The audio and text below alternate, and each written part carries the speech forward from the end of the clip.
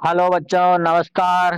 जैसा कि आप लोग जानते हैं कि प्रतिदिन की तरह आज भी हम YouTube channel doctor Hindi and agriculture competition में एक नया टॉपिक लेकर उपस्थित हुए हैं एग्रीकल्चर से संबंधित।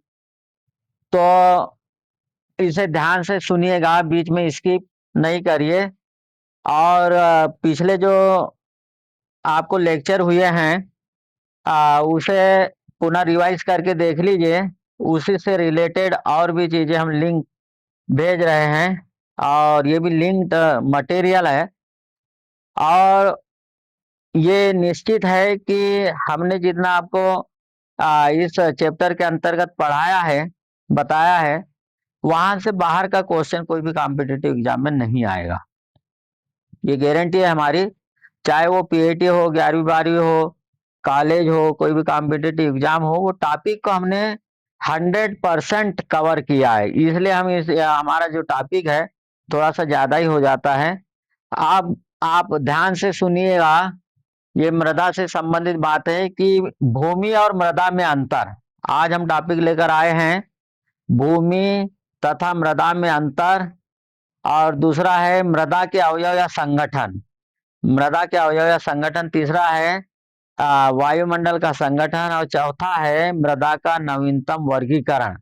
हमने मध्य प्रदेश की मृदा का वर्गीकरण और भारत की मृदा का वर्गीकरण आपको बता दिया है, नाम सहित, स्थान सहित, और कौन कौन सी फसल उगाई जाती है, उसकी क्या विशेषता, ये सारा चैप्टर हमने आपको अवगत करा दिया है। मटेरियल आप लोगों को उपलब्ध करा दिया है। अब हम आज ये भूमि और मृदा में क्या अंतर है हमने ये नहीं पढ़ा था। और मृदा के अवयव या संगठन से संबंधित कुछ चीजें और रह गई थी, उसे हम पढ़ लें। और जो मृदा का जो अवयव है इसमें हम सब बताएंगे। वायुमंडल का संगठन है और मृदा का नवीनतम वर्गीकरण है। तो इसे ध्यान से सुनिएगा। हम अब आपको बताने जा रहे हैं कि ये जो हमने मैप है, मैप में आज लाया है मृदा से संबंधित जो मटेरियल है, वो जैसे नवीनतम वर्गीकरण जो किया है, मैं इसको बाद में डिस्क्राइब करूंगा। पहले तो हम मृदा पे ही आ जाए कि जो भूमि और मृदा में क्या अंतर है। हम टॉपिक ले रहे हैं अभी भूमि और मृदा में क्या अंतर है। और इसके बारे में सुनिएगा ध्यान से। भूगोल में जो भूमि का अर्थ है, भूगोल जो विषय है उसमें भी मृदा है, भूमि है, ये सब सारी चीजें। तो भूगोल में जो है वो भूमि का अर्थ है प्राकृतिक ठोस पिंड, जिसका जिसका जो निर्माण है विभिन्न प्रकार के खनिजों से हुआ है। ठीक है, यह है प्राकृतिक ठोस पिंड है और जिसका निर्माण विभिन्न खनिजों से हुआ है, ये बताया गया है भूगोल में। लेकिन वही अर्थशास्त्र में जो है वो भूमि के अंतर्गत जो है समस्त वे प्राकृतिक वस्तुएं आती है। सभी प्राकृतिक वस्तु भूमि कहलाती है, जो प्रकृति ने निःशुल्क उपहार के रूप में दिया है। और न तो इसे कोई बना सकते हैं और न कोई इसे नष्ट कर सकता है। ये खास बात है कि निःशुल्क हमने हमें जो है वो प्राप्त हुआ है, उपहार के रूप में दिया गया है प्रकृति ने, जिसे ना तो बनाया जा सकता है और न मिटाया जा सकता है। केवल इसका रूप परिवर्तित कर सकते हैं। जैसे नदी है, नाले है, पहाड़ है, झरने हैं, पर्वत है, पेड़ है, पौधे, ये सब सारे जो है वो अर्थशास्त्र में भूमि के अंतर्गत वर्गीकृत किया गया है। तो आशा है कि यहाँ तक आप लोगों को बात समझ में आई होगी। लेकिन कृषि में भूमि का जो अर्थ है उसके बारे में हम बताएं आपको। जो कृषि में जो भूमि का जो अर्थ है, मृदा वह प्राकृतिक पिंड है, इसमें भी प्राकृतिक बताया है। और इकोनॉमिक्स में भी प्राकृतिक बताया है कि परिच्छेदित तथा अवक्षयित खनिज तथा कार्बनिक पदार्थ के विगलन से निर्मित पदार्थ के परिवर्तनशील मिश्रण से परिच्छेदित के रूप में संश्लेषित होती है। ठीक है। और यह पृथ्वी के पतले आवरण के रूप में ढके हुई है। इसी में पोषक तत्व होता है, पौधों को सहारा देती है और यही पौधों को प्राप्त होता है। ये जो परिभाषा है एक अच्छे साइंटिस्ट है बकमैन ब्रेडी ने दिया था। कृषि में भूमि का जो अर्थ है ये किसने दिया था? बकमैन ब्रेडी ने दिया था। ये जो है यांत्रिक सहारा प्रदान करती है मृदा, और यांत्रिक सहारा प्रदान करके अवलंबन एवं आजीविका प्रदान करती है। ये आजीविका जो है ये प्रदान करती है, उसे ही हम क्या कहते हैं, भूमि कहते हैं। ठीक है, यहाँ तक भी आप लोगों को समझ में आया होगा। भूगोल में भूमि का अर्थ, अर्थशास्त्र में भूमि का अर्थ, और कृषि में भूमि का अर्थ, इसकी हमने पहले भी परिभाषा भाषा बता चुके हैं। जो मृदा का जो अध्ययन है, दो रूपों में, इसके बारे में भी हम पहले चर्चा कर चुके हैं आप लोगों को से, कि जो प्राकृतिक पिंड है, जो भूमि जो है वो क्या है, प्राकृतिक पिंड है, जिसे पेडोलॉजी कहते हैं, है ना। और इसके अंतर्गत जो है उत्पत्ति, निर्माण और वितरण का अध्ययन करते हैं, इसको पेडोलॉजी कहते हैं। पेडोलॉजी के बारे में हम पहले चर्चा कर चुके हैं। मृदा एक प्राकृतिक आवास है। दूसरी बात यह है कि प्राकृतिक आवास है जिसमें उच्च पादप समुदाय की दृष्टि से फसलों के लिए मृदा का उपयोग, व्यवसाय का अध्ययन किया जाता है। मृदा का यदि उपयोग कर रहे हैं तो इडेफोलॉजी, और उसका जो मृदा की उत्पत्ति, निर्माण और वितरण का अध्ययन कर रहे हैं तो उसको पेडोलॉजी के अंतर्गत रखा गया है। ये भी आप लोगों को पहले से ही पता है। फिर है मृदा का जो ऊपरी भाग है वो टॉप सॉइल कहलाता है, और निचला भाग जो है वो सब सॉइल कहलाता है। टॉप सॉइल में ही पोषक तत्व उपस्थित होते हैं, और निचले भाग में जो है केवल पोटेशियम उपस्थित होता है। तो ये भी बात आप लोगों को ध्यान रखना है। और 15 से 25 सेंटीमीटर की जो मृदा है, कितनी, 15 से 25 सेंटीमीटर तक ही पौधों के लिए पोषक तत्व उपलब्ध रहते हैं। इसके अंदर कोई खास पोषक तत्व उपस्थित नहीं होते हैं, 15 से 25 तक ही रहेंगे। फिर बाकी में पोटास है और भी है जो कई मृदा में जो है फिक्स हो जाते हैं, और वो अवेलेबल नहीं हो पाते, निचली परत में चले जाते हैं, जिसमें हमने बताए थे सॉइल प्रोफाइल के बारे में। उसका देखने के लिए आप हमारे YouTube channel Hindi and agriculture, doctor Hindi and agriculture competition पर जाकर के अवश्य देख लीजिएगा। पृथ्वी का 1/4 यानी 1/4 भाग जो है, यानी लगभग मतलब 29% में भूमि है, और 3/4 यानी 3/4 में क्या है, 71% भाग में पानी है। और भूमि में जो सिलिकेट ऑक्साइड 76% तथा एल्युमिनियम ऑक्साइड जो है वो 12% होता है। ठीक है, ये भी मालूम है आप लोगों को।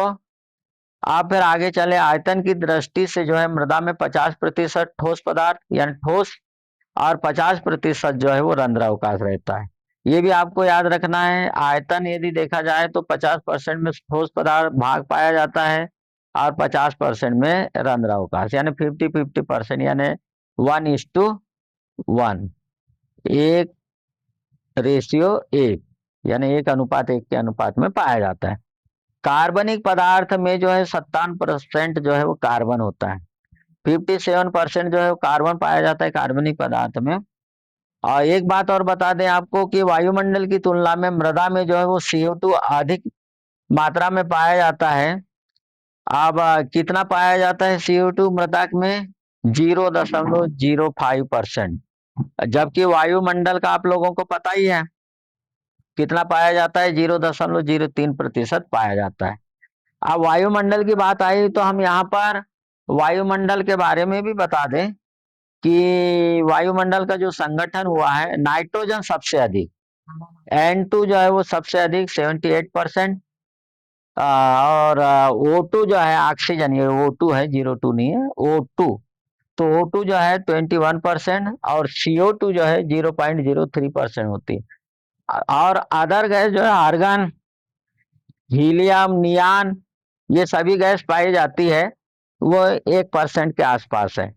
तब जाकर के ये पूरा वायुमंडल जो है वो 100% निर्मित हुआ है। यहाँ तक भी बात आप लोगों को समझ में आई होगी।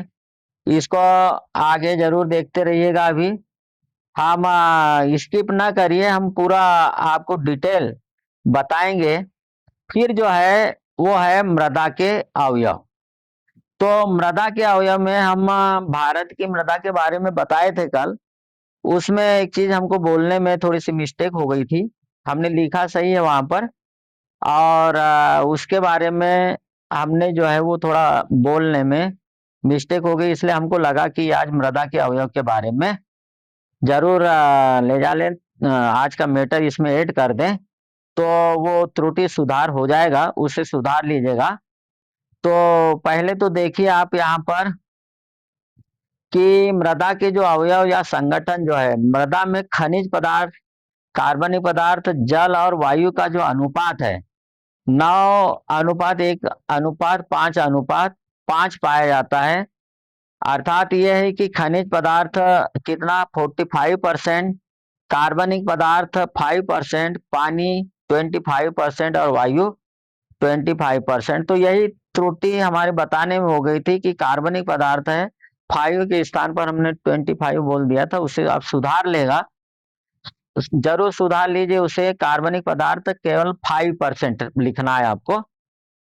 कहाँ पर हमने इसको थोड़ा त्रुटिवश बोल दिया था कि भारत की प्रमुख मृदा में, आप उसमें देख लीजिए जो रिवाइज कर रहे थे उसमें हमने थोड़ा जल्दी के चक्कर में उसको 25 बता दिया है, वो 5% आप नोट कर लीजिए। इसलिए हमको आज इस बात को यहाँ पर ऐड करना पड़ा ताकि आप लोगों से गलती बिल्कुल ना हो। यदि कहीं त्रुटि होती है तो हम उसमें सुधार जरूर कर लेंगे, क्योंकि बोलने में थोड़ा सा मिस्टेक हो गया था। अब यदि मृदा को हम ऐसे एक वृत्त के माध्यम से दर्शाएं, ये 360 अंश में है ना, तो ये पूरा 90% हो गया, 90 ऐसे हो गया, ये 90-90 के 4 एंगल यदि बना दे, ठीक है, तो ये 360 का हो जाएगा। तो यहाँ पर 45% जो है, कितना 45% जो है कितने हो जाएगी, खनिज पदार्थ हो जाएगा। 5% वही जैविक पदार्थ या कार्बनिक पदार्थ या ऑर्गेनिक मैटर, ये ध्यान रखिएगा, यही सुधार करना था हमको।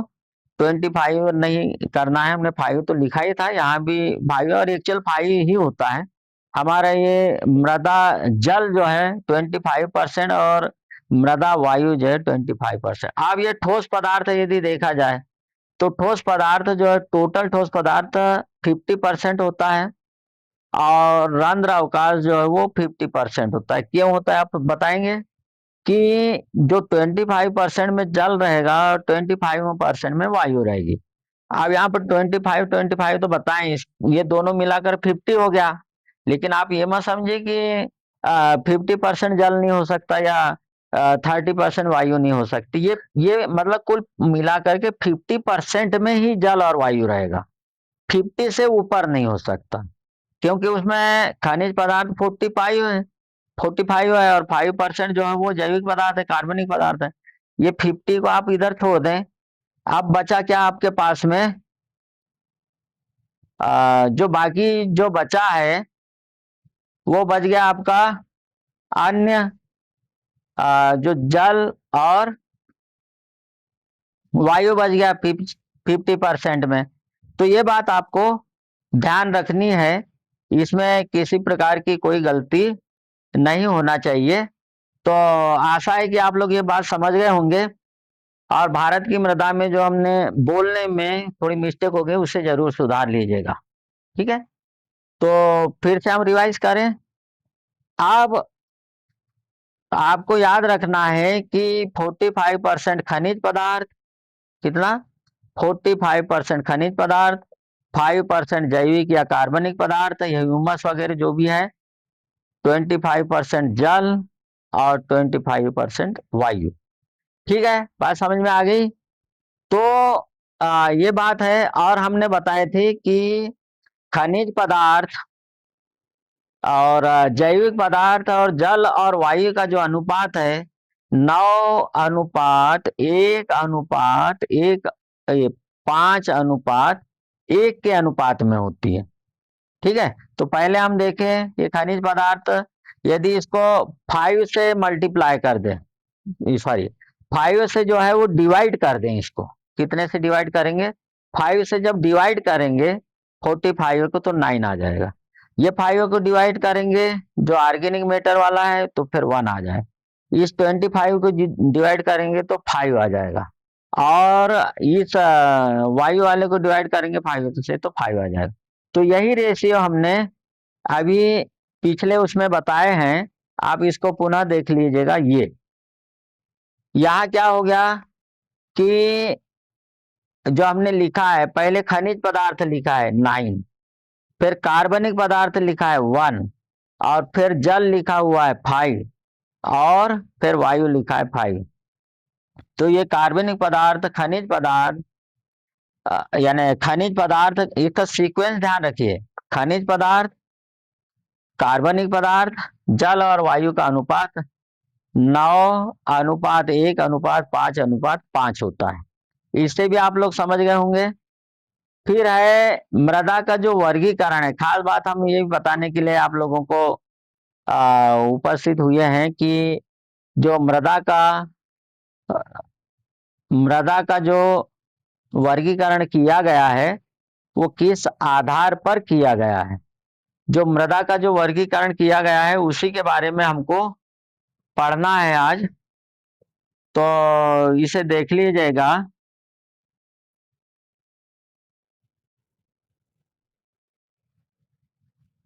ध्यान से देखिए।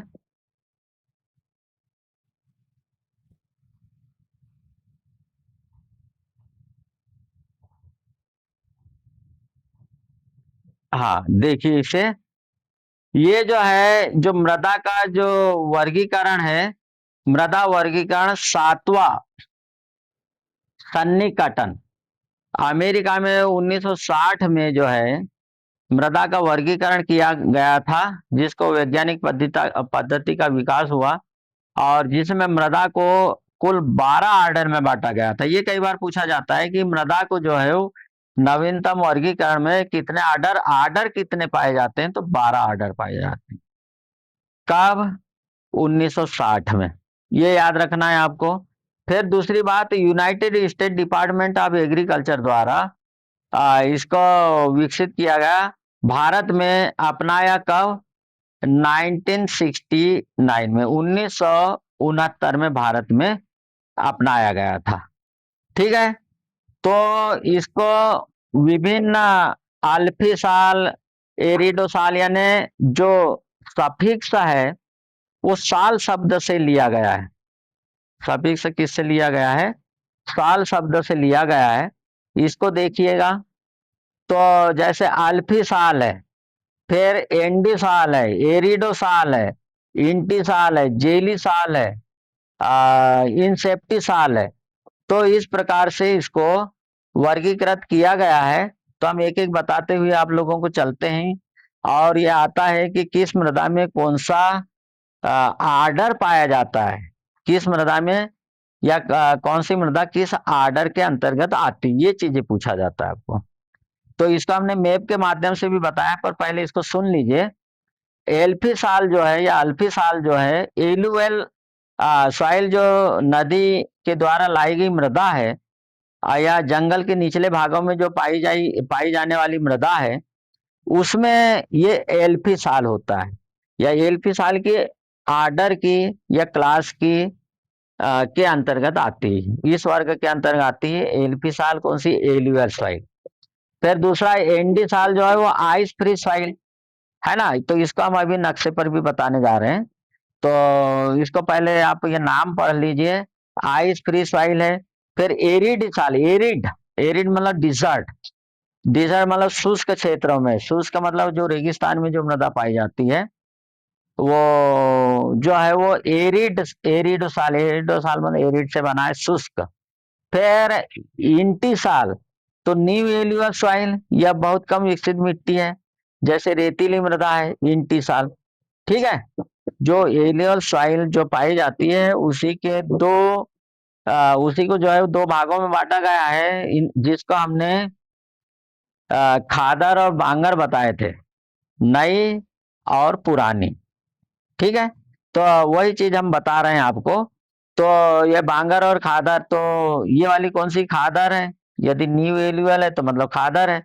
फिर जेली साल, तो वेरी कोल्ड यानी अधिक ठंडे स्थानों में जो है वो पाई जाने वाली मृदा किस वर्ग या आर्डर के अंतर्गत है? तो जेली साल के अंतर्गत है। ठीक है, तो जेली साल आपको याद रहेगा।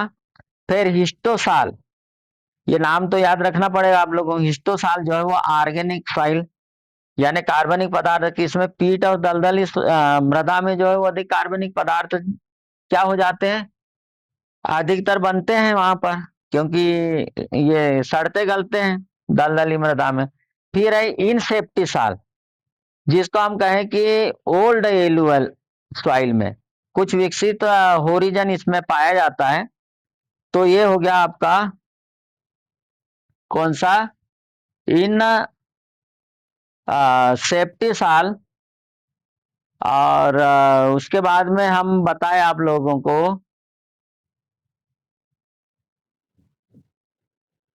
आगे सुनिएगा। इन सेप्टी साल जो है वो ओल्ड सॉइल होगी। कौन सी हो जाएगी? ओल्ड एलुअल सॉइल, जो विकसित होरिजन पाया जाता है। फिर है मोली साल, तो मिड एरिया में जो सॉइल पाई जाती है वो पाई जाती है मोली साल। और मोली साल जो वर्ग के अंतर्गत जो मृदा आती है वो आती है आपके मिड एरिया, ग्रास लैंड वाला एरिया, यानी चारा वाला जो पाया जाता है, ये गहरी उपजाऊ भूमि होती है, इसको हम बोलते हैं मोली साल वर्ग बोलते हैं, गहरी उपजाऊ घास की भूमि। फिर है आक्सी साल। आक्सी साल जो लेटराइट सॉइल या पहाड़ी क्षेत्रों में जो चाय के लिए जो मृदा होती है, उष्ण कटिबंधीय क्षेत्रों में अत्यधिक अपक्षय के कारण जो बनी है। लेटराइट सॉइल कैसे बनी है? अपक्षय के ही कारण बनी है। ये अपने हमने मृदा का जो वर्गीकरण बताया भारत की मृदा का, उसमें हमने ये बात बताया है। नहीं याद हो तो आप फिर से इसे जो है भारत की प्रमुख मृदा के अंतर्गत पढ़ लीजिएगा। फिर स्पोडोसाल। स्पोडोसाल जो है वो फॉरेस्ट एसिडिक सॉइल होती है। यहाँ जो है अम्लीय मृदा, आमतौर पर शंकुधारी वन पाए जाते हैं। ठीक है, फॉरेस्ट वाले। फिर अल्टीसाल, इसमें रेड सॉइल या पुरानी अत्यधिक अपक्षयित मिट्टी है ये, या यहाँ पर जो है वो रेड सॉइल में ये पाया जाता है अल्टीसाल। और लोहा और एल्युमिनियम अधिक मात्रा में यहाँ पर पाया जाता है। फिर है वर्टीसाल, ये क्वेश्चन आते हैं आप लोगों को। वर्टीसाल यह उच्च चिकनी मृदा है, सूखने पर इसमें जो है वो दरारें हो जाती है। तो आप इसको देखिएगा। ये जो हम एक मैप लाए हैं, मैप में इस मृदा को देख लीजिए, और मैप पर हम बताने जा रहे हैं आप लोगों को। तो इसे देखिए, ये जो हमने यहाँ इंडिकेट किया है, इसे बहुत ध्यान से देखिएगा। ठीक है, आप देखिए, हम बताने जा रहे हैं आपको। जो पहली मृदा बताए थे, ये आपकी जलोढ़ मृदा थी, अल्फी साल। ये देखिए, ये अल्फी साल हो गई।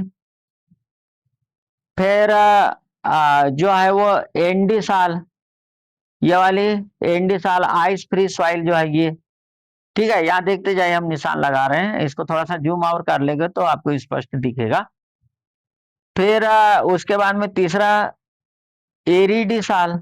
एरिड मतलब मरुस्थली मृदा पाई जाएगी, है ना? ये ऐसे याद रखना है आपको। शुष्क मृदा एरिडी साल कहलाएगी।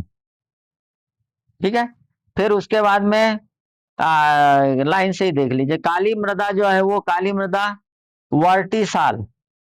ठीक है, फिर आप चले यहाँ पर कोस्टल एरिया में, ये वाले एरिया में दलदली मृदा हिस्टोसाल, लेटराइट मृदा आक्सी साल, लाल मृदा अल्टी साल, ये याद रखना है आपको। फिर जो है आपको एक बात और देखना है यहाँ पर, ये जो अल्फी साल है, इंटी साल और इनसेप्टी साल, यानी जो जलोढ़ मृदा है, जलोढ़ मृदा को दो भागों में बांटा गया है। तो इसका जो मुख्य वर्ग है वो एल्फी साल है, और इधर हो जाएगा इनसेप्टी साल यानी न्यू, और दूसरी इंटी साल मतलब न्यू, और इनसेप्टी साल मतलब ओल्ड। यहां तक भी समझ में आई होगी। फिर स्पोडो साल देखिए, स्पोटोसाल जो है वो फॉरेस्ट एसिडिक सॉइल है। फॉरेस्ट यानी जंगली या वन वाली जो है वो स्पोटोसाल हो जाएगा।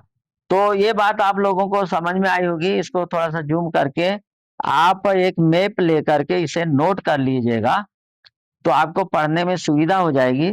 ये चूंकि हमने अब इसको अपनी राइटिंग से लिखा है, और यहाँ से आप लोगों को राज्य भी समझ में आ जाए। फिर जैसे जेली साल है, जेली साल, तो जेली साल जो है ये वाले, ये भी जेल जैसी वेरी कोल्ड, कोल्ड सॉइल, जो कोल्ड सॉइल है, कोल्ड एरिया में जो पाई जाएगी, वो जेली साल आर्डर के अंतर्गत रखी है। ठीक है, तो यहाँ तक आप लोगों को बात अवश्य हमारी समझ में आई होगी। आप इसे अपने से मैप बना करके नोट कर लीजिएगा, यानी मैप लेकर के मार्केट से मैप ले लीजिए इंडिया का, भारत का नक्शा, और उस पर नोट कर लीजिए। हमने यहाँ पर मृदा के प्रकार, जो 8 प्रकार है भारत की मृदा के, उसको भी बताया है। ये अलग अलग इंडिकेट किया है अलग अलग कलर के द्वारा। ये हमने कल ही, इसको पिछला वीडियो हमने बता दिया है आपको, भारत की प्रमुख मृदा, तो उसे देख लीजिए। और ये प्रमुख मृदा के जो है वो 12 आर्डर है, 12 क्लास में बांटा गया है, तो उसे देख लीजिए आप। तो आशा करते हैं कि आप लोगों को ये वीडियो हमारा समझ में आया होगा, और इसे ध्यान से पढ़ लीजिएगा। एक बार में समझ में नहीं आया तो आप फिर से सुन लीजिए, इसे पढ़ लीजिए मैटर को। और आज हमने आपका ये मृदा से संबंधित भूमि और मृदा में अंतर, मृदा के अवयव संगठन या और वायुमंडल का संगठन और मृदा का नवीनतम वर्गीकरण, इससे जो साल शब्द आता है ये अवश्य आएगा ही आप लोगों को। चाहे कोई भी कॉम्पिटिटिव एग्जाम हो, चाहे वो पीएटी के हो, 11वीं 12वीं से लेकर के आगे जो तैयारी करने वाले बच्चे हैं एग्रीकल्चर के, उन सबके लिए बहुत ही उपयोगी होगी। इन्हीं उम्मीदों के साथ हम इस वीडियो को यहीं विराम देने जा रहे हैं। हमारे चैनल को सब्सक्राइब करिएगा, और यदि नए हैं तो सब्सक्राइब करने के लिए अपने साथियों को भेजिए, लाइक करिए, शेयर करिए, ताकि हमको और उत्साह मिल सके कि आपके की आवश्यकता है। और आपके लिए जो जो आवश्यकता है कमेंट्स करिए, तो हम उसी अनुसार और भी वीडियो आप लोगों को उपलब्ध करा देंगे, ताकि आप घर बैठे अपनी पढ़ाई, कंपटीशन की पढ़ाई पूरी कर सके। धन्यवाद, आज के लिए इतना ही। जय हिंद, जय भारत।